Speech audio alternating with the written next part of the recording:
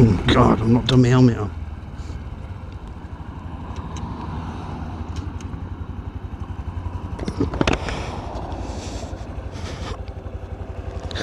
That's a bit of a must, isn't it?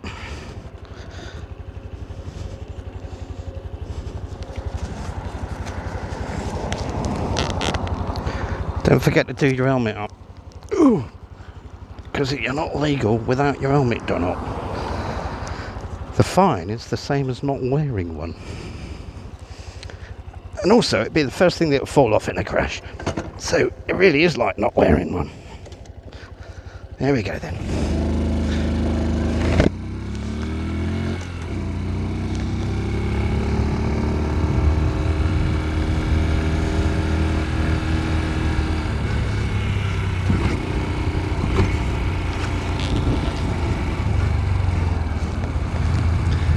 Lovely to be back out on the bike again. We're in for some warm weather.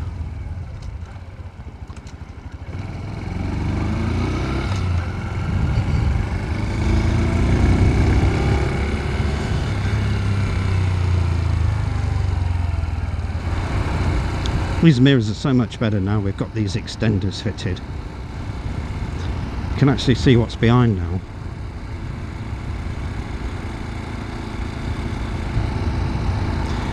Looking at mostly shoulder before.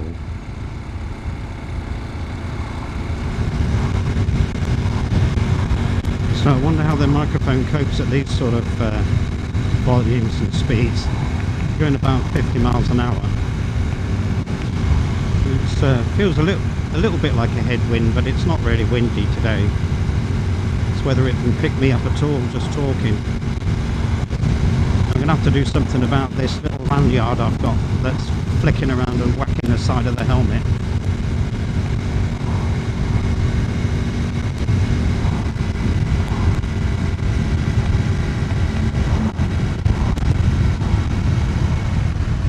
I smell tar. Where's that coming from?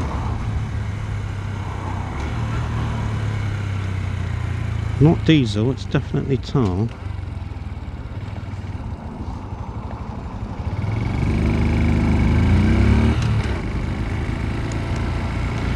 Something's been spilled all the way around here, look. Now that's probably the tar I can smell there, look. It really stinks. I think it's line painting, actually.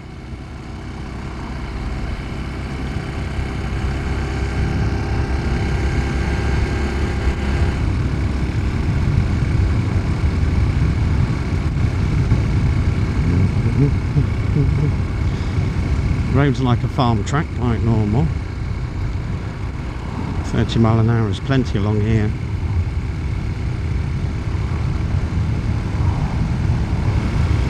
.166 is not too bad.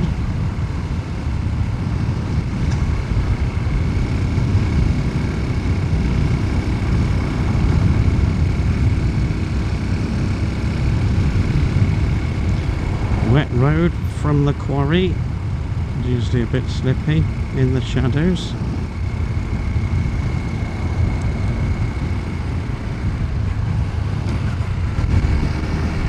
I'll probably get away with this mic without the fluffy thing on it, to be honest. Have to see what it sounds like. It's certainly a bit tickly on my chin. Depends how much actual wind is coming through from underneath, I suppose. It's quite a quiet, snug helmet, so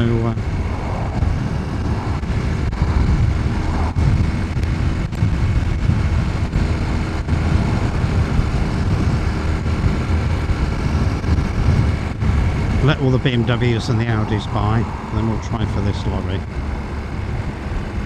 Ooh, it's an MG. Morris Garages, Abingdon. Or is that China? Morris Garages, China. Oh, this white car's on a mission.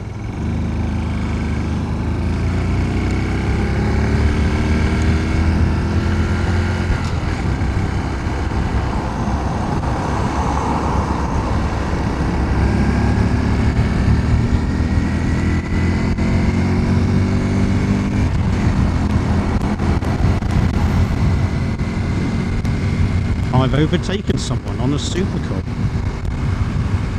Is this a record?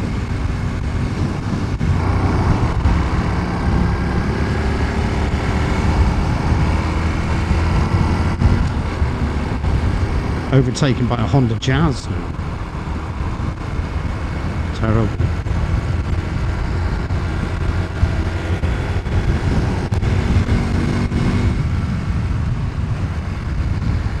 It's all 40 miles an hour down here. Average speed cameras and all that.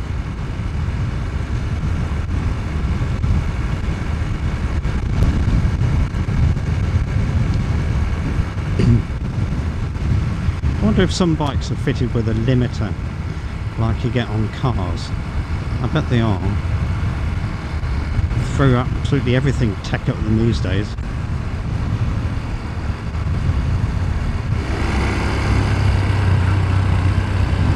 God, this road is bad. That's bad.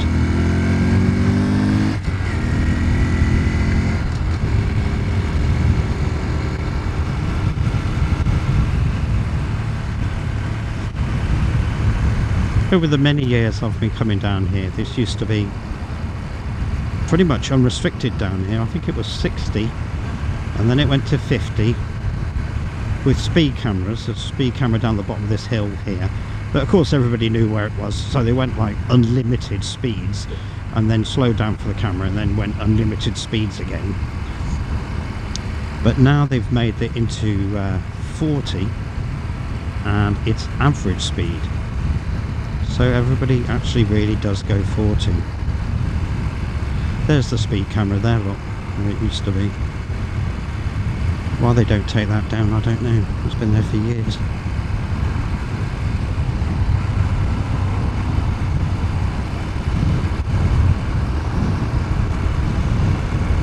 Lovely day to be riding, that's for sure. Feels really good.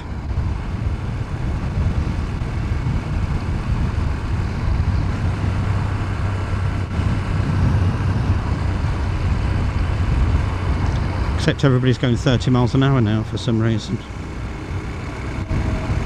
And I need a run up for this hill because it's unlimited here. Not unlimited, national speed limit applies. There we go. Try for a roll on, acceleration uphill in fourth. Pulls really well, this bike does. That's 50. That's really good uphill, that is. Trying for a cheeky overtake.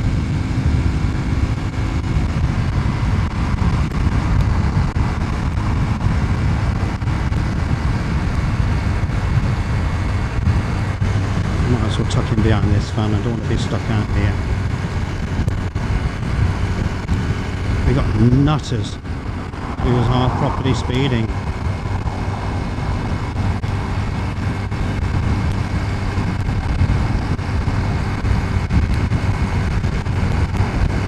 Always in BMWs and Audis. Chevrolet. That's rather nice, isn't it?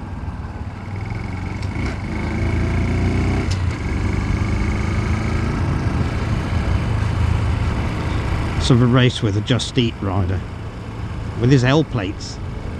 Delivering food with L plates. Just do your license, mate.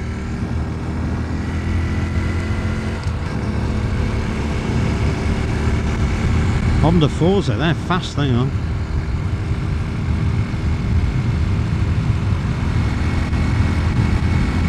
Yeah, this fluffy foam right next to my face is really annoying. Need to get rid of my fluffy foam. Me dead mouse, or whatever it's called. Let's see if it makes any difference at all.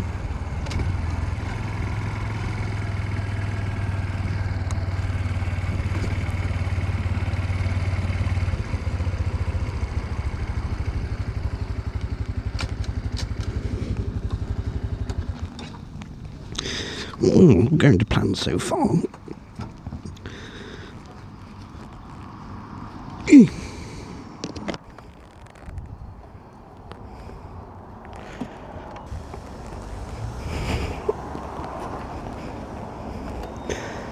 Turn the old girl on.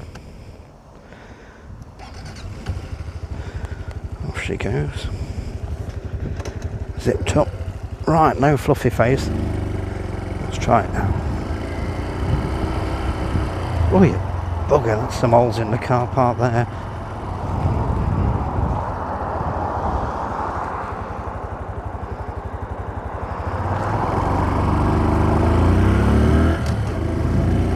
What a lovely day. Right, let's see if that's any better than that.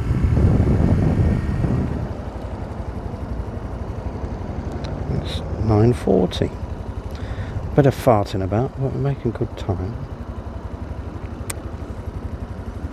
Oh, here we go.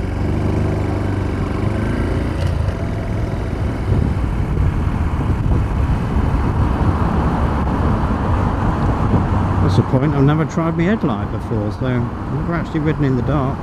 Gauges look good. They're all lit up white. That's quite nice. Couldn't actually see much, to be honest, in the dark there, but it's like your eyes getting used to it, isn't it? Now, London Road or Welford Road? I think we'll stick with Welford Road.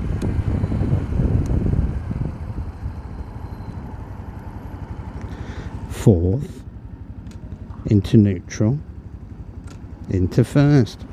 Honda, you masterpieces of engineering, you. I bet there's some people that go 1, 2, 3, 4 neutral, 1, 2, 3, 4 all day in cities.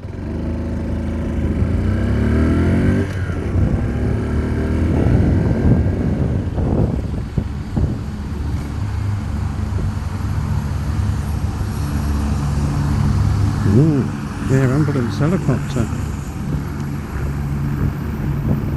It's not an impressive machine.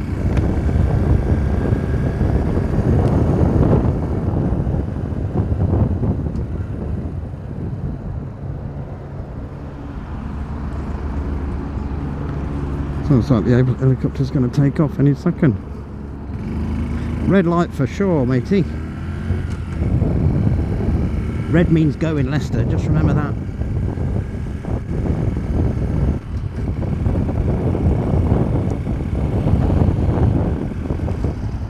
This is one of the lovely things about the Cub. You just sit here in first gear without a care in the world, knowing that you're ready to go in an instant. Foot on the back brake and having a good look round. Then lights go green and off you go. No stalling, no messing about. Straight up to 30. Really easy.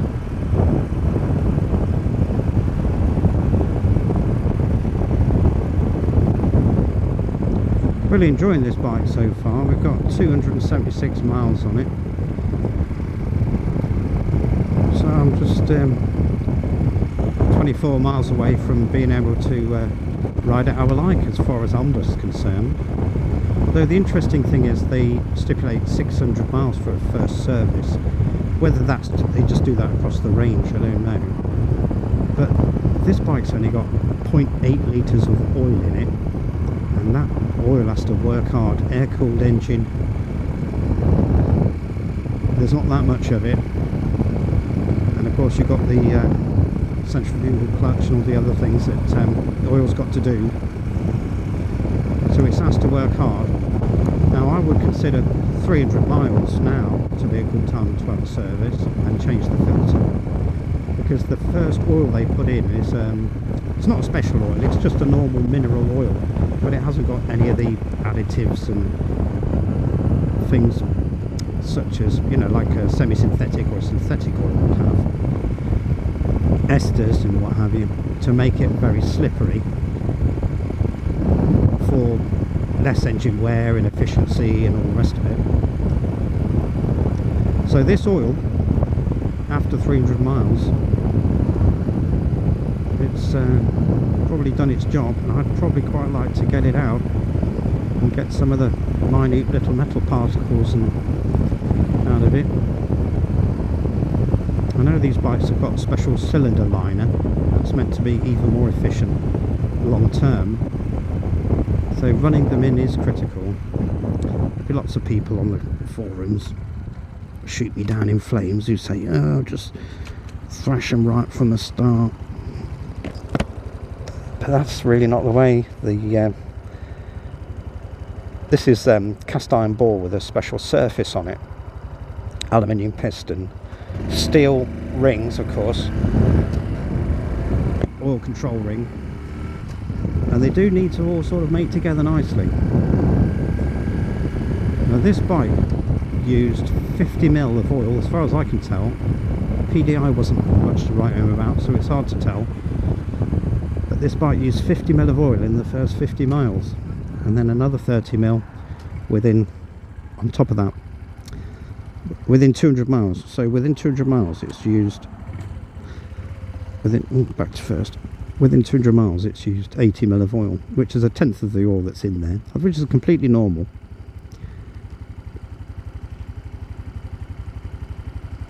She's running sweet. Just have to be careful and start bedding them rings in for the first, certainly the first 250 miles or so. And how you bed rings in, it's like how the racers do it. You warm the vehicle carefully, obviously, and then what's that across there? And rings need load to bed in properly. By load I mean like hard acceleration, not speed. It's not going fast, it's not high revs, it's load. It's being forced into the ball because of compression.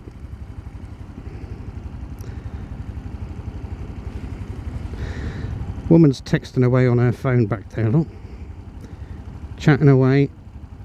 I don't think she even knows I'm here. Massive BMW. It's slightly scary on a bike these days, it has to be said, because these people will kill you. And they say, oh sorry, I didn't see you. Or they'll drive over your legs or something. Pretty scary. Right, we're down to 1 bar on the fuel. I definitely need to go and get some fuel then. So that'll be the next stop. Think about where we can go, what's good for fuel around here. You want a big garage that gets used a lot.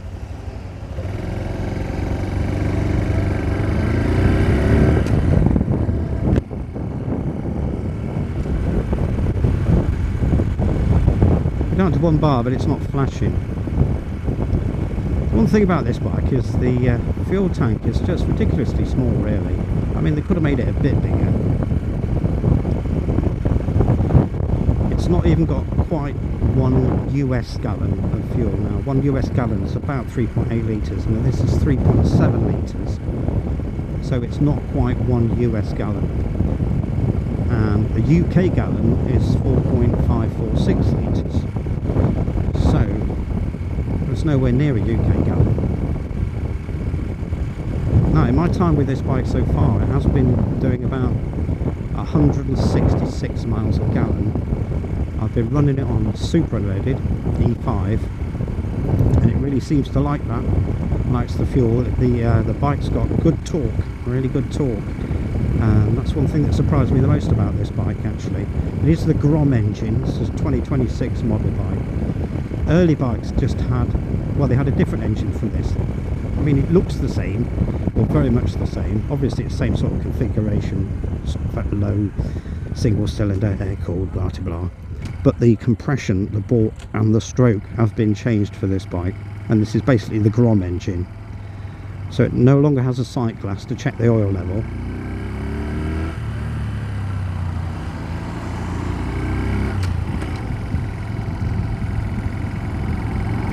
So it's got the good old fashioned dipstick, which you look at often.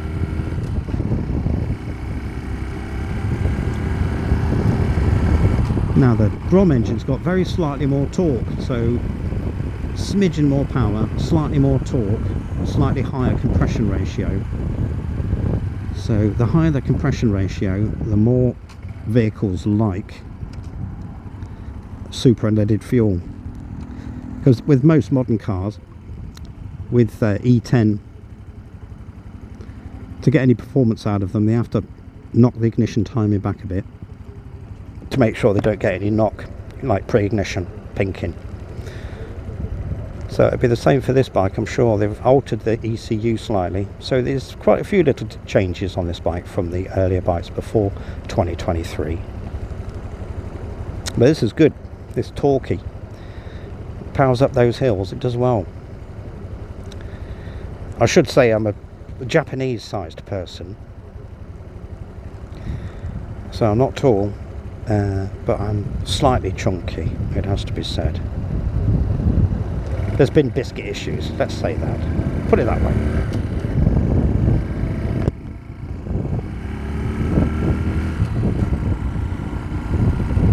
Now the bike's done this funny thing sometimes. Now if you don't quite press the gear in, I went to third then, and it was in third and it was right along fine on third, but the dashboard shows a little horizontal dashing line in the centre instead of the gear, because it's like the gear sensor must not be absolutely in line with what gear it's in, so it's like very slightly out. I don't know if other Cubs do that, but mine does. But it is in the gear, it's not sure on the display, and normally you just tap it a little tiny bit further down and it goes, so then it works fine. And economy, it's doing 160. I had 164 second tank and 162 that tank miles per gallon UK, which is pretty amazing really. Don't drive the girl too hard, but you can certainly live with that sort of economy. 100 miles for about £4.20. It's amazing, isn't it, really?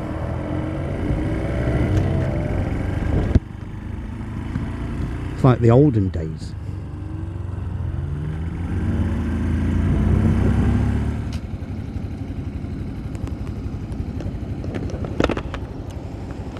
It's getting warmer and warmer.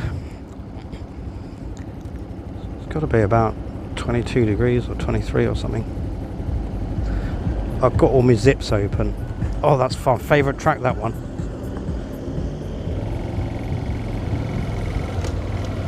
Have you got any Mozart, mate?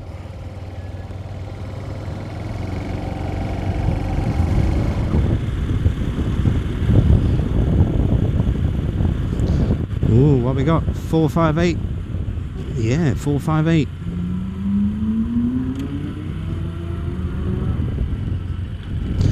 Noisy.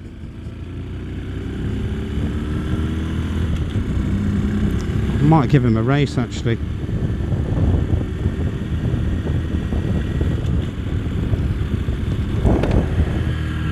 Now's a chance. I'm going to overtake a Ferrari.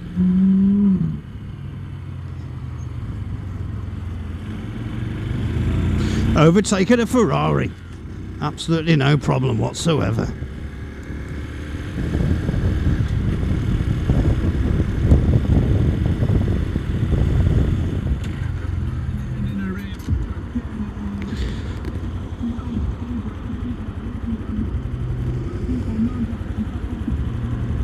Oh dear. What an awful noise. Oh yeah, oh yeah, oh yeah, oh yeah, oh yeah, oh. How could anybody listen to that? It sounds like someone having an argument.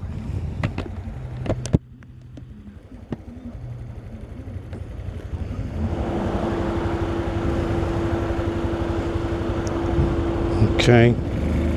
Red light for sure. Every time in Leicester. Watch out for them red light jumpers. They're bloody everywhere. Red means go in Leicester. Just remember that.